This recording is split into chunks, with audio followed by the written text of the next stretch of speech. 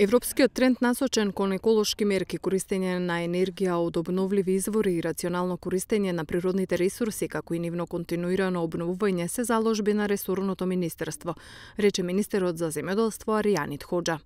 Во време кога сме сведоци на се поголемо загадување на животната средина и се почести влијанија од климатските промени, шумите се најмоćното оружје за заштита на животната средина. Тие обезбедуваат чист воздух и ги намалуваат последиците од природните временски непогоди, штитат од ерозија и се живеалиште на многу шумски видови на животни и птици. Токму затоа наша обврска е да ги чуваме.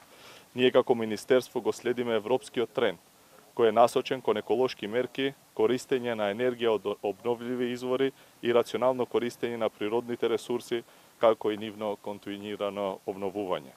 Па така грижата за шумскиот фонд, одгледувањето и рационалното користење, спречувањето на дивата и непланска сеча на шумите, обезбедува нивно трајно зачувување во насока на одржив развој и унапредување на животната средина.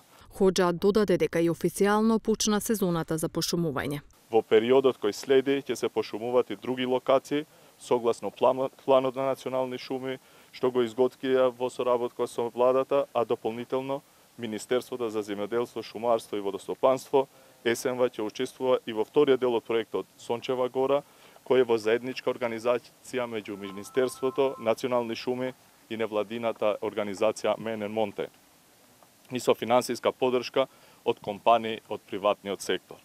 Сето ова значи дека грижата за секторот шумарство континуирано ја спроведуваме како надлежно министерство и како министерство во чии рамки функционира шумската полиција, која има за цел она што е засадено и одгледувано како шумско богатство да биде сочувано за идните генерации.